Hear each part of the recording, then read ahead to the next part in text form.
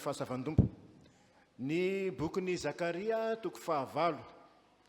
Zakaria toko 9 andininy voalohany ka hatramin'ny 9 no aoka ivelatra ny lohantsika ao anatin'izany no akatsika ny afatry ny tompo ry havana malala.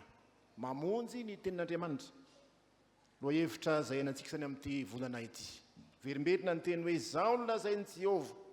Nahita amin'ity 𝗭𝗶𝗵𝗵 dia miverina indimy zany. Izao no lazain'i Jehovah. Mpaminany ny Zakaria izay mitondra ny tenin'i Jehovah. Tsy miteny amin'ny alalan'ny tenany izy fa mitondra ny afatra avy amin'Andriamanitra. Ny bokin'ny fanantenana izay no azo iantsoana ny bokin'ny Zakaria. Misongadina mantsy ao anatin'ity boky ity ny fanantenan'ny Israely, ny verenan'ny fiainany ray amin'ny laoniny, satria fantatsika tsara fa babo tany Babilôna izy. Ary ato amin'ny bokin'ny Zakaria dia mitantara ny amin'ny fiainana indray izay iainan'izy ireo any Jerosalema.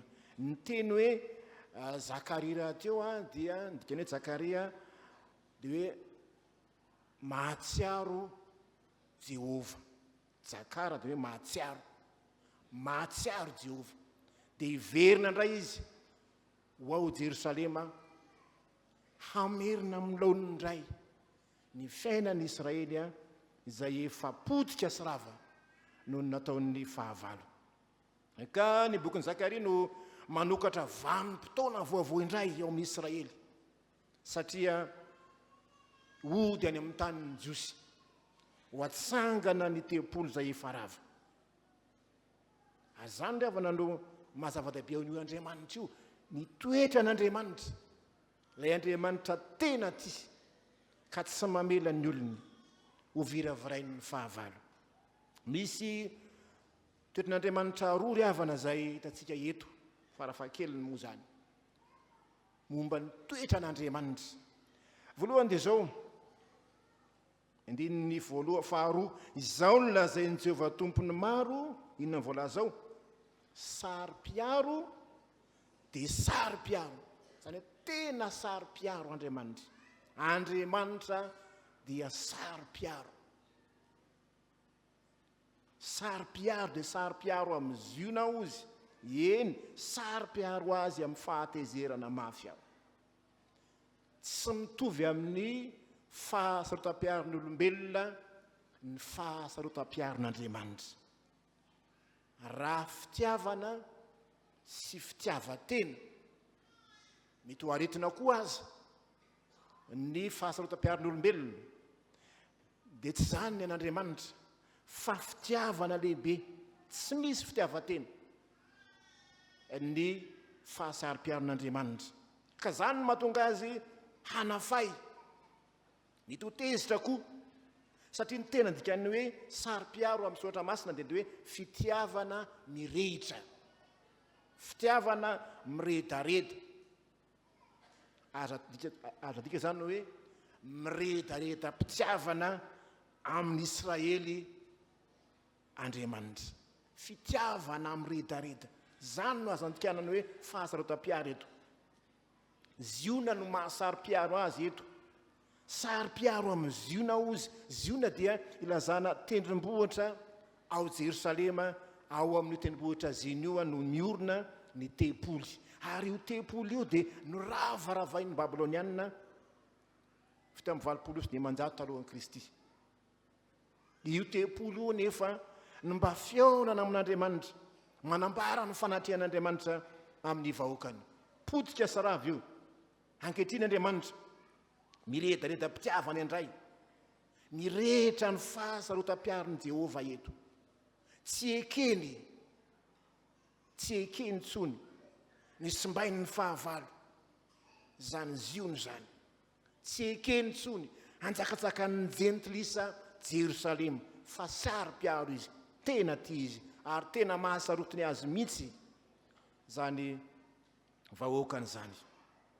Saro-piaro Andriamanitra, mahasarotiny azy Israely, satria tena tiany ary tiany ho azy samyrery, tiany ho azy madiodio ny olony. Iriavana ny toetra zay mampiavaka nyzany Andriamanitra zany, Andriamanitra Saro-piaro, izay tena tiany vahoakany, tsy zakany ny vahoakany raha mampirafy azy amin'ny Andriamanitra hafa. Fa zany raha teo ny antony namaizana ny Israely tany Babilôna, satria nanompo Andriamanitra hafa izy. Eto zany dia aseho mihitsy zany hoe Andriamanitra Saro-piaro zany amin'ny alalan'ny firetan'ny fahatezerany, zay tiana matsy no mahasaro-piaro. Tsisy olona saro-piaro amin'ny olona tsy tiany zany, saro-piaro amin'ny tiany Andriamanitra. Ary zany fitiavan'Andriamanitra zany dia tsy mba nafeniny zany, fa tena naseho no hita zany. Raha tsy tian'Andriamanitra ny Israely dia navelany horingana tany Babilôna izy. Fa asehony eto ny toetra tsara nanany, ilay Andriamanitra Saro-piaro, tiany ho azy samyrery Israely. Riavana eto amin'ny Tompo, toetran'Andriamanitra zany, saro-piaro aminao koa ny Tompo, saro-piaro amintsika koa ny Tompo, isika izay nanao fanekena taminy, fa ho tia azy, hanompo azy amin'ny fotsika manontolo. Tsy tian'Andriamanitra isika hanompo sampy na hanaraka Andriamanitra hafa, fa tian'Andriamanitra ho azy samyrery isika. Zany ny dikany didy voalohany. Ina moa ny didy voalohany? Aza manan'Andriamanitra hafa fa izao ihany. Andriamanitra Saro-piaro no miteny an'izany.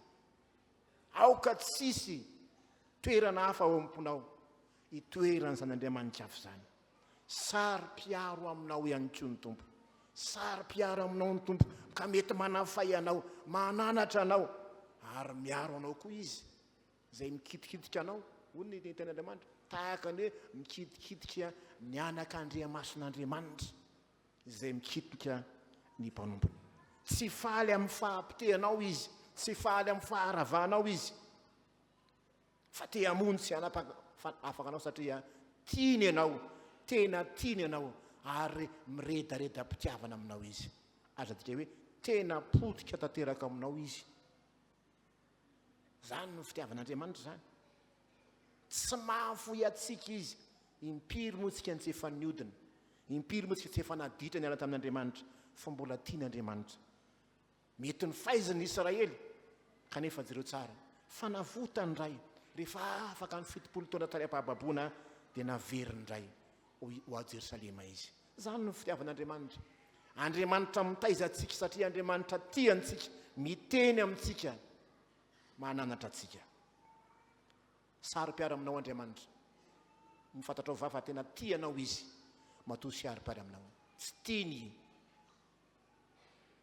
ho latsan'ny fahavalo ianao, tsy tiany potika sy rava ny fanantenanao, fa tia hamonjy sy hanafaka anao izy. Zany ndiretsika amin'ny fidirana faharoa, fizarana faharoa hoe ny toetran'Andriamanitra eto dia zao ny hoe Andriamanitra mamerina amin'ny laoniny ny fiainany vahoakany, mamerina amin'ny laoniny. Zany ny toetran'Andriamanitra, tsy faly amin'ny faharavana, fa tena miezaka hamerina amin'ny laoniny fiainany vahoakany izy. Zao ny lazain'i Jehovah andinin' ny 7 raha sitraka riavana andeha mba vakitsikeny andinin' ny 7. Zao ny lazain'i Jehovah, efa tafaverina eto Ziona Aho ka onona eo afovoan'i Jerosalema. Efa tafaverina eto Ziona Aho ka onona eo afovoan'i Jerosalema. Ilay Andriamanitra hiara-monina, Andriamanitra miara-monina amin'ny vahoakany, tafaverina eto Ziona Aho zao. Ny eo an-tsain'ny olona mantsy dia ny hoe tsy teo tsony Andriamanitra, matona mela ny tanàna masina ho rava sy ho potika. Fa babo tany Babilôna izy, tony lozan'Andriamanitra, tona rian'Andriamanitra, tona foiny Andriamanitra, to resy teo anatrehan'ny fahavalo, ka namela ny Israely ho babo, rava sy potika ny tanàna, tsisy tsony ny tempoly. Vao tafaverina tany am-pahababona nefa ny Israely, dia tsika tsara fa namatana tany rava izy, namatana tanàna rava izy ka kivy ketraka satria tsy nisy tanàna tsisy tempoly izay mba fionana amin'Andriamanitra. Raha tsy nisy ny tempoly zay endrika hita maso no fanatrehan'Andriamanitra, inona tsony moa fa tsy fakiviana tanteraka eo anatin'izany, satria tao anatin'ny tempoly no nanaovana ny fanompam-pivavahana ny fanatitra, tao no nanaovana ny fanatitra maro zay ny fandraisana tamin'Andriamanitra. Eto zany podika sy rava mampanantena Andriamanitra eto, efa eto aho zao izy, malometoky izy, efa tafaverina eto Jerosalema ao. Marina fa maneran'izao rehetra zao izy, fa ny sain'ny olona dia tsy nanaiky ny hoe naninona zay no resy tahaka zao ny laozan'Andriamanitra. Efa eto aho izy, te amerina ny laony ny fiainan'Israely izy, manova ny zavatra rehetra ny fahatongavany Jehovah eo. Efa tafaverina eo Jerosalema izy, zany hoe efa miaramonina, miarabelona amin'ny vahoakany, mahita ny fahatrany, mahita ny fahoriany. Zany ny Andriamanitra miaramonina, zany ny atao Emmanuel, miaramonina amintsika, eo amintsika Andriamanitra. Ilay Tanànao no tsy maty oniny, ilay tanàna potika sy rava, indro avaozin'Andriamanitra indray. Ny fiarahamonina amin'Andriamanitra amin'izany dia tena misy ny fahamasinana, fahamarinana. Rehefa eo Andriamanitra dia manjaka ny fahamarinana, rehefa tsy eo Andriamanitra dia manjaka ny tsy fahamarinana. Ny fahamarinana dia ilazana tsotra ny hoe fahatsaran'ny fifandraisana eo amin'ny samy olona, ary ny fahamasinana kosa dia ny hoe azambarany hoe fahatsaran'ny fifandraisan'ny olona amin'Andriamanitra. Rehefa eo Andriamanitra, rehefa miaramonina amin'ny olona Andriamanitra, manjaka ny fahamarinana ary miaina amin'ny fahamasinana ny olona rehefa eo Andriamanitra. Zany ny fanavoazana ten'Andriamanitra. Jesosy Kristy ilay Emmanuel niaramonina tamintsika. Rehefa eo Jesosy Kristy dia matahotra ny anao ratsy ny olona, manjaka ny fahamarinana rehefa eo ny tompo. Ary ambarany andininy 4:5 raha sitrako dia mbola maka zany tsika. Andininy 4:5 amin'ny aran'i Jesosy manao hoe izao ny lazain'i Jehovah tompon'ny maro, mbola isy lahy antitra sy vavy antitra hipetraka eny an-dalamben'i Jerosalema, samy tena mitena eny an-tanany, isan-olona noho ny fahaterany. Ary eny an-dalambe any an-tanàna dia ho feno ankizilahy madinika sy ankizivavy madinika milalao eny an-dalambe. Zany natao hoe shalom na fiadanana, fiadanana, fandriampahalemana, ela velona ny olona ary mahita ny zafiny, mahita ny zanaka manjafy. Ny atao hoe lela antitra sy vehivavy antitra mitondra tena, matanjaka sa tsy matanjaka zany, olona osy zany. Ny atao hoe ankizy madinika tsy mahefa nain'inona zany, milalao fatany eny an-dalambe raha teo. Ilazana olona marefo zany ao anatin'ny tany miady. Ny olona antitra zany dia amprimany an-trano any, ohatra ny vehivavy sy ny ankizy, fa ny lehilahy matanjaka no mandeha miady. Fa eny an-dalambe izy ilazana fandriampahalemana zany, foana ny ady, tsisy korontana, miaina milamina ny olona rehetra, na dia ireo olona zay sokajin'ny olona marefo indrindra tahaka ny ankizy sy ny olon-dehibe ilay antitra vavy antitra efa mitondra tena. Atao hoe mitondra tena dia efa hoe efa tsy mahazaka tena tsony zany, fa eny an-dalambe zareo hiara-belona ny taranaka samy hafa, ela velona ny olona, miara-belona amin'ny ankizy, notahiny tompo ireo olona ireo matotra atrantitra. Zany n'Andriamanitra nitsika zany, tratrantitra izy, mbola afaka miriarihy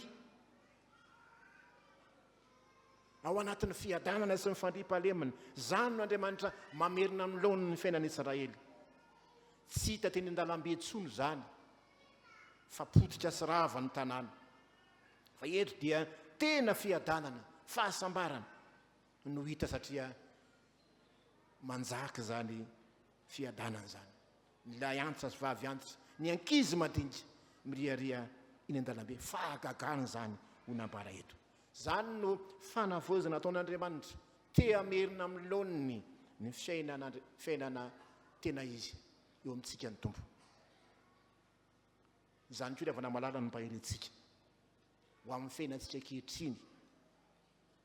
Ny fiainantsika anie rehefa dinihina ny fiainana andavanandro, inona tokoa moa zao ny zava-misy eny an-dalambe eny? Tsy fandriampahalemana. Zao dia tapaka ny jiro, tsy sady ny rano, ny tsy fandriampahalemana tsy misy. Zany hoe ny lalambe dia endriky ny fiainana manontolo zany. Ny vidim-bary zao tsy fantatra tsony efa fitafakatra ohatrininy. Tsy maintsy ambara ny marina, zany ny tenin'Andriamanitra. Ambara ny fahamarinana, miaina ao anatin'ny ady sy korotantsika. Fa mbola misy fanantenana ao amin'Andriamanitra. Raha mbola misy koa ny farany, dia sy foana ny fanantenantsika satria amerina ny laoniny ny fiainantsika Andriamanitra. Ny vavaka no atao mafy mba Andriamanitra no hiasa, ka amerina amin'ny laoniny ray ny fiainantsika. Fa voalaza etiny hoe lazao lazain'ny tompo hamonjy ny oloko ao, avy any an-tsinanana sy any amin'ny tany andrefany. Any hoe mivatra tany rehetra hamonjy Andriamanitra. Sany ny finoantsika fa mbola onona eto amin'ny tanintsika Andriamanitra. Tsy hoe tany lozana akory sika, tsy hoe tany nafony Andriamanitra akory sika, fa mbola misy ny fanantenana. Inoantsika fa mbola amerina ny laoniny ny fiainantsika Andriamanitra satria fantatsika fa tsy makasitraka ny faharavahantsika sy ny fahampitehantsika Andriamanitra. Ao anatin'izao fahantrana lalina zay miahatra amintsika izao, fiainantsika zay latsaka an-katerena. Ny maso rehetra izay mahita ny sofina izay mandre dia mahafantatra tsara ny hoe latsaka katerena ny fiainantsika. Tany tsy mahateonina indraindray ny tanintsika, tahaka ny Israely. Minory havana fandriamantsika dia Andriamanitra te amerina amin'ny laoniny. Fa fantatsika fa Saro-piaro amintsika zanany Andriamanitra, inoantsika izany, tiatsika izy. Fa nandray koa ny fitantranan'Andriamanitra no tsy takatsika, dia apetra ho amin'ny fanaintsika rehetra izy momba atsika. Zany nretin'Andriamanitra roa ry havana, toetra roa, Andriamanitra Saro-piaro ary Andriamanitra mamerina amin'ny laoniny ny fiainan'ny vahoakany. Dia ny Tompon'ny ombanao, ampahirinao mba hahatonga anao iaina amin'ny fiadanana sy ny fahasambarana eto amin'ity tany izay omen'Andriamanitra anao hivelomanao ity. Ho azy ny voninahitra ho manao ny fiadanany. Amen.